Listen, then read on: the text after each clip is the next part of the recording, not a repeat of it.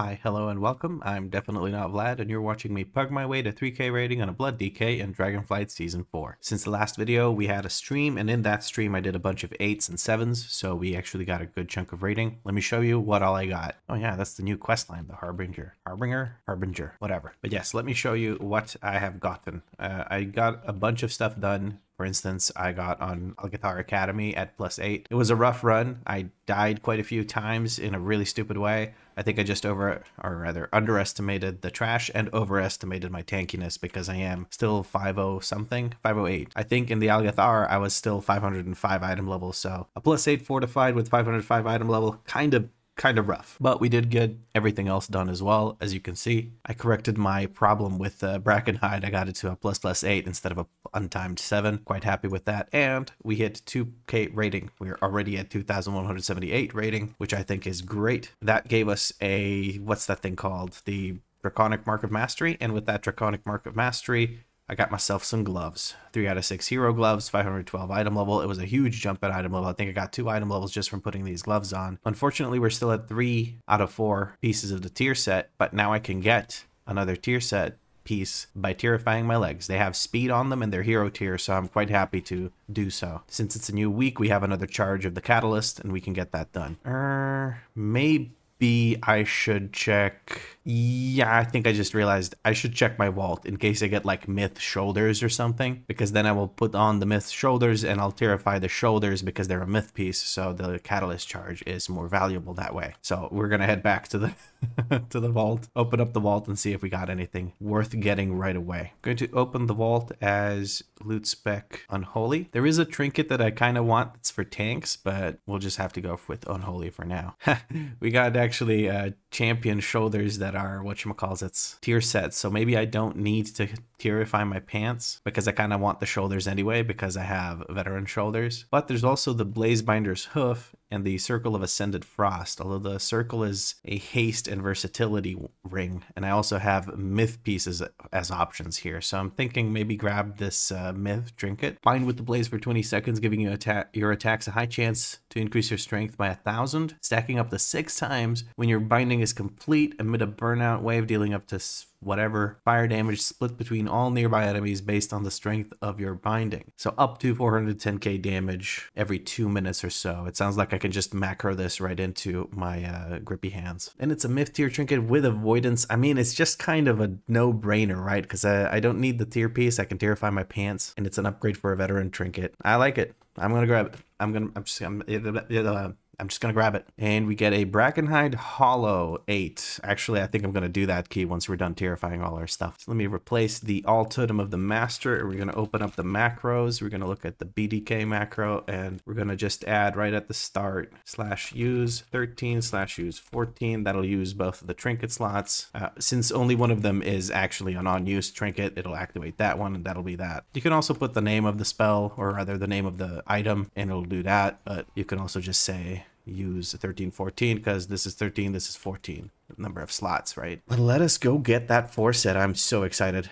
Finally, Vampiric Blood is actually going to be an offensive cooldown. Lots of people here getting their tier sets with the new catalyst charge, and that is the 4 set. Beautiful. Immediately going to summon the Ethereal Transmogrifier, fix our Transmog back to being purple. Gotta love it. And that's 509 item level too. That's sweet. Okay, things are looking up for Ukwatan. So one thing of note, I know that there is the quest thingy thing with the stuffy stuff. So one thing of note about the quest or bullion, apparently if you do the quest before you get your raid bullion, you might not get the raid bullion. That's my understanding of it. I'm sure it'll be fixed by the time it actually matters, because this week you could only get 1 and then you can't actually get any. But just to be safe, do an LFR or something, get your bronze bullion, and then do the M+ quest. That's what I'm going to do as well. I am going to go and do Brackenhide now though. Oh, look at that. I got 100 flight stones. I'll take that. I'm kind of short on flight stones, so only got 525. Anyway, it's time to head over to Brackenhide and do a +8 Tyrannical Brackenhide. I am a little bit scared, but we'll see how it goes. And here we go with Brackenhide +8 Tyrannical. Hopefully it'll be a good run. I'm not too scared of the bosses. Gut Shot is kind of scary because of the Gut Shot tank buster, but other than that, I'm not too worried about it. We're just gonna grip this, drop a D&D down here, Gonna taunt that over there, pull in this Mystic, and now another Grippy Hands. There we go. We're using Bloodlust on the first pull. I can respect it. Need to get back into my D&D. Our healer just went down. Not ideal, but at least the DPS is going to remain consistent considering the fact that none of the DPS have lost. Bloodlust buff. I shouldn't move too much because the War Scourges then move and then it's harder to avoid them. Especially in big pulls like this, it's really hard to see where the War Scourges are. Gotta refresh my, whatchamacalls, these things. Bone Shield charges. There we go. I don't know why that's always so hard for me to remember. Alright, that was very nice. It was a big juicy pull, got us a bunch of percent. Just gonna ping that for someone to grab. I'll jump down here. Drop a Blood Boil and a D&D and this, and we're going to grip that, and we're going to taunt this. I'm going to put a focus on the speaker. I didn't manage to do so. The Case Surge is going to get interrupted. I was really looking to hopefully kick Withering Bursts, but I guess since it's not fortified anymore, it doesn't really matter all that much. I'm still in the fortified mindset of the trash is very scary, but it isn't all that bad. I should really make sure I pay respect to the bosses though, because they will mess me up. Withering Burst gonna get kicked this time around. Gonna hold my D&D charge here, and I'll let somebody else grab this. Somebody else is grabbing this. We're going to run into these guys. Empiric Blood right off the bat. Keep hitting them. We have Dancing Rune Weapon, D&D, and Blood Boils. Gonna give us all the aggro we need. Very good. Unfortunately, the mage got taken the hell out. I don't know what killed the mage. I think the mage stepped on a bomb or something. We're going to grip that, make sure everything's nice and clumped. Grip this one as well. Hideous Cackle is going to get interrupted. I have grippy hands, so we can do another big pull here after this. Just got to make sure I survive this one first. We're going to Chains of Ice, this Vicious Claw Mangle. That'll keep it in range to get cleaved by this. War Scourge is going down. Oh, we have these, and I don't have any way to actually mind control them. I should have gotten mind control or whatever. What's it called? What's that ability? Control Undead. You can use that on the beings. Okay, cool. I'm gonna ping these and these just so people know that we're pulling all of that. So this, taunt this, drop a D&D, kick that the Case Surge to make it all group up. Grippy Hands, Tombstone, everything. Okay, very nice. Withering Burst, I don't have a kick for it. Doesn't matter, it's not fortified. I'm gonna use my D&D macro that drops it right underneath me. Should expect to see some Fear cast soon. There's one War Scourge. I'm gonna put a focus on it, kick the other one that isn't focused. That's okay. Two of these going out. Hopefully somebody actually CCs them. I'm gonna use Anti-Magic Shell. I don't have a kick available. I'm gonna have a kick available before that ends the cast. I'm gonna kick the Hideous Cackle instead. Okay. There we go. It's a little bit scary that nobody has anything to deal with these guys. I completely forgot to check which affixes are active. I was very scared when I saw them pop up, honestly. Two of them, and only one of them got really CC'd. So, yeah. Not sure what to feel about that. These guys are going to die really quick, so we're not going to have to deal with the, the patrol that comes over. Just going to try and kill them very, very quickly so that we can open up this thing and get out of here before the patrol gets over here. Because lately I've noticed that in my runs, I go a little bit over percent, which is rare in Brackenhide, because for some reason, none of the trash really gives much percent. Come on, can we kill that? There we go. Trying to click it while I'm in combat. Looks like it all worked out. We don't have to pull the extra 2 mobs. That would be a bit of a time waste there, because fighting just 2 mobs is not that great. Even though we did just fight just 3 mobs, but you get what I mean. We had to kill those to get that thing. Unless the priest did some Mind Soothe plus Fade shenanigans, which I don't know if many priests know how to do. I'm just gonna kick the Earth Bolts. Now here, I really gotta be careful and make sure that I respect the bosses, because if I don't, I'm gonna pay the price. So the Storm, I'm also going to move out of. It's headed over for the Mage, so I don't have to worry about it. Paladin can take that. I'm just looking who Trick Totem is casting at, so that I make sure that I interrupt it if need be. It's casting at the Mage, so I don't want it to go through. I need to ping this thing. Somebody get it. There we go. A Hex and a Polymorph, it looks like. Yes. A Hex? You don't have a Shaman in here. What are you talking about? Hex Trick Totem's coming through, which means I'm going to use my Anti-Magic Shell. I am immune to it. Totem needs to die. The charge is still being cast. I'm going to use Icebound Fortitude when it comes up. Okay, I'm going to use Icebound Fortitude now. Make sure that I survive that charge. Beautiful. It is physical damage, but still, I want to be extra safe. There we go. I'm going to kick that Earth Bolt. Never mind, somebody else interrupted it. That's fine. Ideally, we would kill Gashtooth first, but apparently the casts are more of a priority for this group. I can respect that. That's usually kind of the thing. I don't know. It depends. It depends. If you have a coordinated group and you can kick a whole bunch, then you just go for the Gashtooth kill, because you can just keep kicking the guy and he's not that scary when he can't cast anything and just punches the tank. That's my understanding of it, at least. But that's also like tactics for super, super high keys. I'm going to Anti-Magic Shell that just so the healer doesn't have to dispel me. Save them a global. I'm going to use Lichborn here just for the extra % damage reduction from from the Hack Claw charge. Gash Frenzy coming through. Beautiful. There we go. I mean, beautiful. The healer's probably struggling because it's really hard to heal up the Gash Frenzy, but at least they nerfed it. They keep nerfing that because it's just really, really hard to heal through. Blade Storm coming through. I'm just going to let the DPS do their thing. You can kind of reach it even though he's spinning, or she, I don't know. All right. Mobs seem to be in a good position for a pull. We're going to do a Grippy Hands here. Need to make sure I keep casting Death Strike, keep casting Death Strike. Okay, well, we didn't manage to get there in time to actually pull the guys, the patrol or whatever. Okay, they're making their way back, so maybe I'm gonna grip just to get them over here sooner, because it's a good ranged. Doesn't cost you a rune. Totem is being summoned. I don't see where. We're gonna taunt this guy in as well. Totem's over here. I'm gonna anti-magic shield that so I don't get a dot. Never mind, I lied. I still got the dot. The stomp's coming through. I need to step away. I need to build up some more bone shield charges because I'm way too low on them. Product breath coming through. Hopefully nobody stands in that. Nobody did. Very nice. It's the Rotslinger and the Oak. Bit of a shit pull because I had mobs join in a little bit too late, but that's okay. He's going to summon Lashers soon. After he summons the next set of Lashers, I'm going to head over. There they are. Just really quick. Stepped back in to blood boil them and then I got stunned. Whatever, he's almost dead, so we're going to go this way. I'm going to blood boil real quick. Heart strike, blood boil again. Dancing rune weapon, keep rolling. There we go. And now we're good. I'm going to anti-magic shell real quick, looking at the Rotsinger. Going to put him on focus. Going to grip this Shaper. Have some Lashers out of my range, but can't do much about it. Need Death Strikes. I'm getting bleeds from the Lashers. Also need to increase my number of stacks on the thingy thing. Bone shield. I keep forgetting what they're called. Whatever. Need more bones. We're gonna have the big tree join us. It's not a huge deal, but okay, there we go. The totem died. I should have moved over to the totem. That's my bad. I just realized like I didn't stack the mobs on the totem, so the paladin had to stand over there and DPS on his own on the totem. But we can kill the Rotsinger now. There we go. I guess it doesn't matter too much when it's just these guys. Summon Lashers, which means we blood boil, and now we can move on. I'm just going to move to the next group because there's no point in fighting the Oak on its own. All right, another blood boil here and another blood boil and drop a D&D here. And now we need to Depth Strike, and we use Grippy Hands, and we use some kind of defensive. There's a Being all the way in the back, Lashers all the way down there. Burst of Decay, we're going to interrupt that. Drop a D&D here. We're going to combat res here. Lots of Lashers in this pull. Kind of annoying. They keep spawning in and then I don't have a blood boil to spend on them, or they run for somebody else and I can't get to them. I'm going to move everything over to the totem here so we can kill the totem while cleaving these guys. It's going to mess with the Frost Mage's positioning, but everything's kind of really, really slow, so it doesn't matter. Paladin, I don't know if he has any defensives or anything, but if he does, he should use them. Kind of overpulling here, but luckily it's not fortified, so it's not that much of a punishment. I don't think I should be doing this pull ever again. This is the second time I've done it, and it's really been messing us up. Rotslinger dies sooner than the totem, so we should focus the Rotslinger.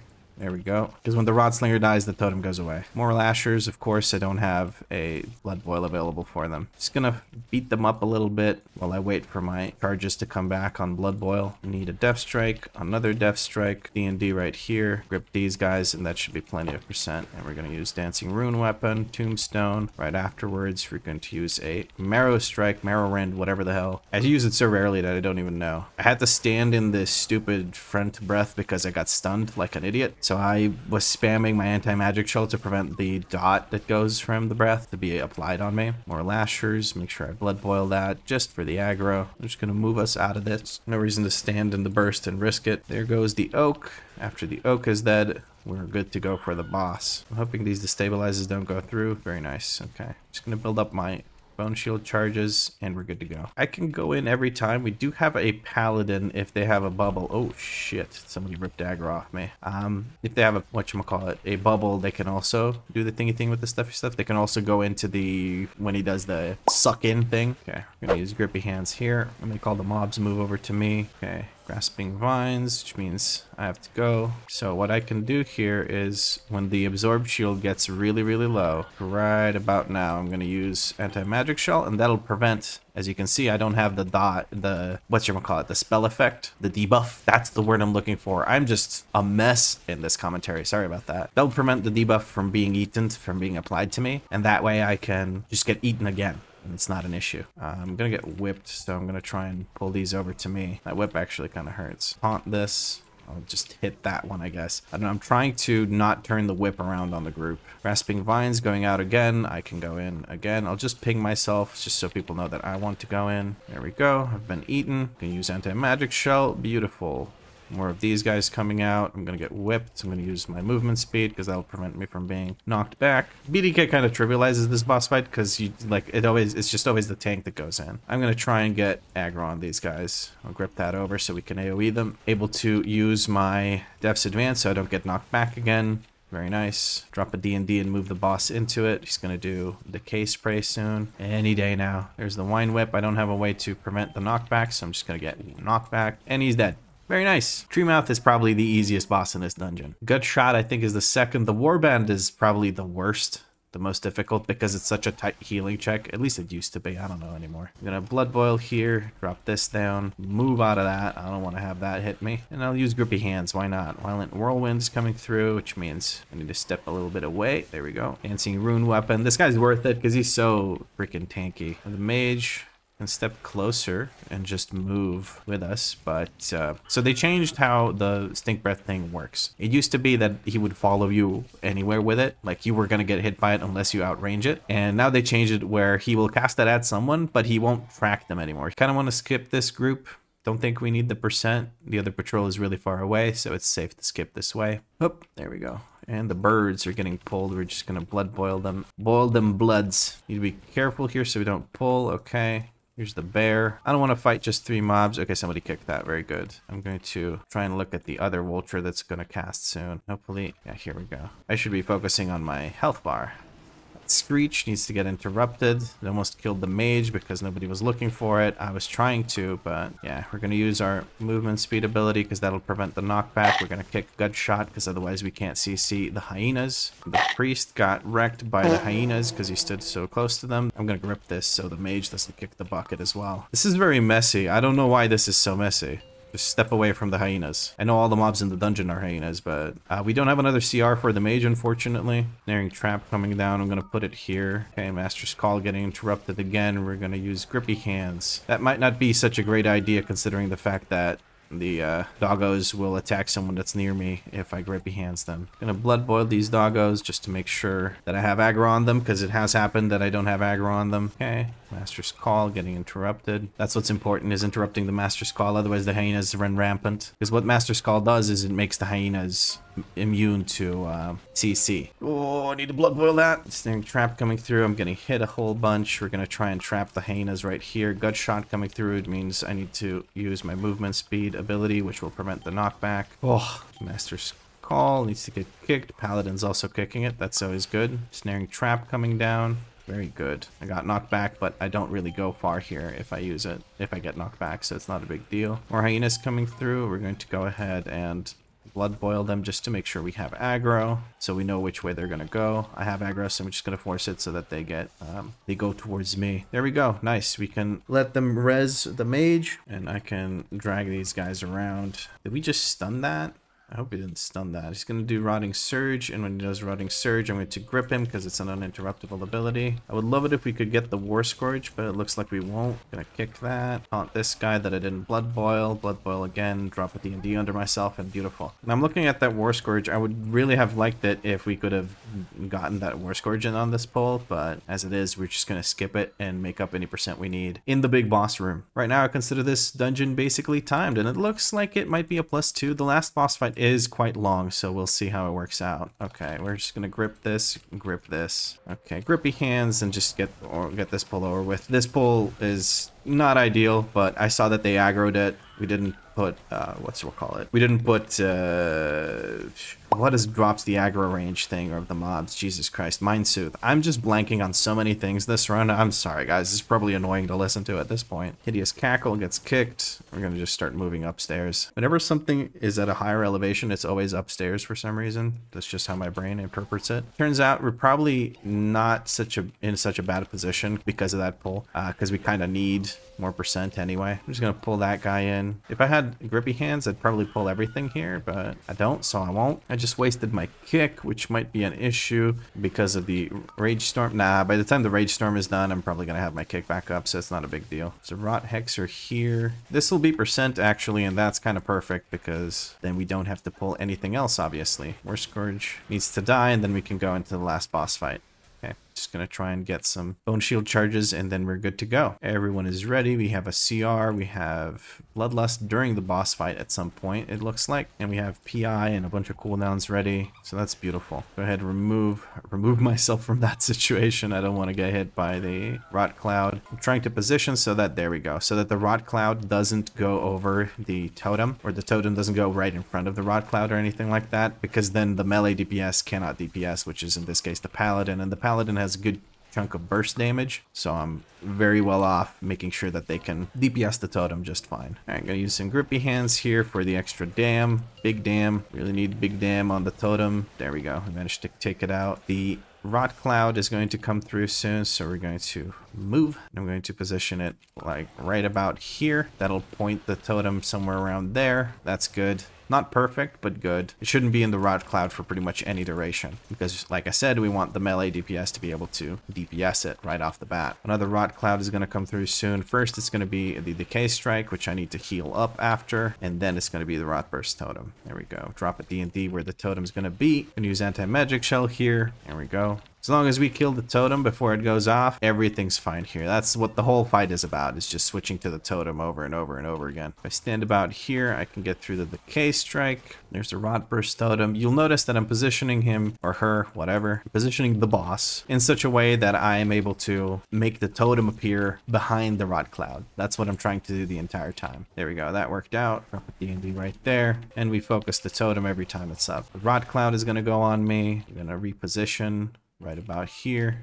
I have D&D charges, so I'm just going to start using them wherever I go. There's the rot burst totem. Not perfect positioning, but good enough. The melee can get in there pretty quickly. Grippy hands, which means that we've already been fighting this boss for over 2 minutes, but the boss is almost gone. I think we can ignore this next totem. In fact, I think it won't even be cast. There we go. And that's a +2. No, it's a +8 Brackenhide Hollow. I think this is one of the easier dungeons this season. People want to do more, but I can't. And we hit the macro, let them know. Oh, we have a portal from the mage. Beautiful. Make sure I shamelessly self-promote in these runs that go really well. And we leave party. Okay, I'm quite happy about that. We have a 10 key. Oh, it's Algathar Academy. Jesus Christ. Anyone who hung out in the stream last night, or I guess on Tuesday, whatever, recently, saw me do a +8 Algathar Academy, and it was a struggle. It was an absolute struggle, but we got it done eventually, so that's all that matters. Now, what I can do is I can craft another item using Aspect's Awakened quests, because we'll get our second Splintered Spark of Awakening by doing either LFR or just doing, I guess I'll do this quest. Maybe I can still use, I think I don't have any champion gear left to get other than maybe the shoulders. I guess I should try to get the shoulders, it wouldn't be bad. And I still think I need Drake crests for a few things like my jewelry. Yeah, this thing needs it, this thing needs it, the belt needs it. So I do still need Drake crests, which you get from doing this. So I'm gonna go ahead and do this, but I think I'm gonna do this like without streaming or anything because it's just boring. Nobody wants to watch that. Probably gonna do that while I wait for my software to process the clips I've just recorded, but that's pretty much it for this episode. If you enjoyed it, drop a like, let me know what you liked about it in a comment down below. If you had fun, make sure you subscribe because there's more episodes coming. And if you're feeling particularly generous, you can become a channel member. Channel members have guaranteed replies to their comments, and they get nice little shoutouts at the beginning of episodes. Also, if you need more D&V content, you can always check out the stream. It's linked down below. But as always, thank you very much for watching, and I'll catch you in the next episode.